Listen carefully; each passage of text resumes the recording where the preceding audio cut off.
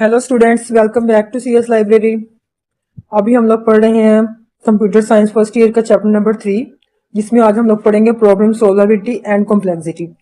ये टॉपिक बहुत ज़्यादा इंपॉर्टेंट है क्योंकि ये टॉपिक हमें बताता है कि क्या कोई प्रॉब्लम सॉल्व हो सकता है या नहीं, या अगर कोई प्रॉब्लम सॉल्व हो सकता है तो कितनी एफिशिएंसी से वो सॉल्व होगा। तो चलिए शुरू करते हैं। सबसे पहले पढ़ते हैं solvable versus unsolvable problems. In computer science, problems are classified as solvable or unsolvable problems based on whether there exists an algorithm that can provide a solution. सबसे पहले देखते हैं solvable problem। एक ऐसी प्रॉब्लम, कोई भी प्रॉब्लम सॉल्वेबल तब होती है जब उसके लिए एक एल्गोरिथम एग्जिस्ट करता हो जो फिनाइट टाइम में सोल्यूशन दे सकता हो हर पॉसिबल इनपुट के लिए। ठीक है, ऐसी किसी भी प्रॉब्लम को हम लोग सॉल्वेबल बोलते हैं जिसके क्लियरली डिफाइंड इनपुट्स हो, आउटपुट्स हो और एक स्टेप बाय स्टेप प्रोसीजर हो उसके सोल्यूशन के लिए, और वो हर एक प्रॉब्लम को जो है वो सॉल्व कर सकता हो। बुक में इसकी एक एग्जांपल दी गई है, calculating the greatest common divisor of two integers. सोचो तुम्हारे पास दो नंबर्स हैं, तुम्हें उनका ग्रेटेस्ट कॉमन डिवाइजर निकालना है, मतलब वो सबसे बड़ा नंबर जो दोनों को डिवाइड कर सके। ठीक है, तो ये एक सॉल्वेबल प्रॉब्लम है। ठीक है, हम इसको स्टेप बाय स्टेप प्रोसीजर के साथ सॉल्व कर सकते हैं। ये सॉल्वेबल प्रॉब्लम्स की एग्जांपल है क्योंकि हमारे पास इसके लिए एक क्लियर और फिनाइट मेथड है जीसीडी को कैलकुलेट करने का। ठीक है, और हम लोग इसके लिए यूक्लिडियन एल्गोरिथम को यूज करते हुए हम इस प्रॉब्लम को सॉल्व कर सकते हैं। नेक्स्ट है अनसॉल्वेबल प्रॉब्लम्स। अब बात है अनसॉल्वेबल प्रॉब्लम्स की। ये वो प्रॉब्लम्स हैं जिनके लिए कोई जनरल एल्गोरिथम नहीं है जो हर केस में सोल्यूशन गारंटी नहीं कर सकता। मतलब ऐसी प्रॉब्लम्स हैं जिनके लिए हमारे पास कोई एक एल्गोरिथम नहीं है, कोई एक एल्गोरिथम हो जिसके साथ स्टेप बाय स्टेप हम लोग इन प्रॉब्लम्स को सॉल्व कर सकें।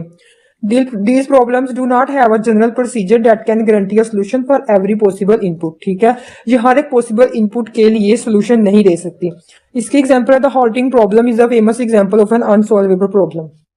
ठीक है, इमेजिन करो तुम एक प्रोग्राम लिख रहे हो और तुम्हें ये जानना है कि क्या ये प्रोग्राम कभी स्टॉप होगा या इनफिनाइट लूप में चला जाएगा। ठीक है, लेकिन ऐसा हमारे पास कोई भी प्रॉब्लम नहीं है, हमारे पास ऐसा कोई भी प्रोग्राम नहीं है जो इस प्रॉब्लम को सोल्व कर सके। और एलन ट्यूरिंग ने इस चीज को प्रूव भी किया था कि हमारे पास ऐसा कोई जनरल एल्गोरिथम नहीं है जो हॉल्टिंग प्रॉब्लम को सोल्व कर सके। ठीक है, मतलब अगर तुम्हारे सर ने बोला है कि मुझे एक प्रोग्राम दो, किसी भी प्रोग्राम को चेक कर ले कि वो रुकेगा या नहीं, ये इम्पॉसिबल है। ये एक फंडामेंटली अनसॉल्वेबल प्रॉब्लम है। ठीक है, तो ऐसी प्रॉब्लम्स के लिए हमारे पास कोई एल्गोरिथम नहीं होता और ना ही हम इसको सोल्व कर सकते हैं। अब यहाँ पे ये बॉक्स में एक दिया गया है कि जब भी आप लोग कोई भी कॉम्प्लेक्स प्रॉब्लम को सॉल्व कर रहे हो ना, तो पहले ये चेक कर लिया करो कि क्या ये प्रॉब्लम सॉल्वेबल है या नहीं। When tackling complex problem it's essential to first determine whether the problem is solvable. ठीक है, किसी भी प्रॉब्लम को सॉल्व करने से पहले हमें ये चेक कर लेना चाहिए कि क्या ये प्रॉब्लम सॉल्वेबल है या नहीं है, या फिर हम इस प्रोग्राम के लिए कोई एफिशिएंट सोल्यूशन फाइंड कर सकते हैं या नहीं कर सकते। ठीक है, तो कल के लेक्चर में हम लोग पढ़ेंगे ट्रैक्टेबल वर्सेस इंट्रैक्टेबल प्रॉब्लम। आज के लिए इतना ही, सॉल्वेबल और अनसॉल्वेबल प्रॉब्लम। इसमें हम लोगों ने क्या पढ़ा है, सॉल्वेबल प्रॉब्लम्स वो होती हैं जिनके लिए कोई एल्गोरिथम एग्जिस्ट करता हो और वो फिनाइट टाइम के अंदर उस प्रॉब्लम को सॉल्व करे और पॉसिबल इनपुट का हमें एक आउटपुट दे सके with the step by step procedure. इसमें हम लोगों ने एग्जांपल को देखा था ग्रेटेस्ट कॉमन डिवाइजर वाली।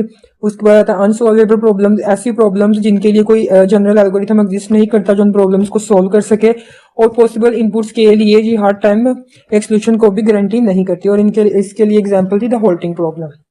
ठीक है, अगर आपको ये वीडियो अच्छी लगी हो तो हमारे चैनल को लाइक शेयर और सब्सक्राइब जरूर करें। Keep learning, keep growing. Thank you.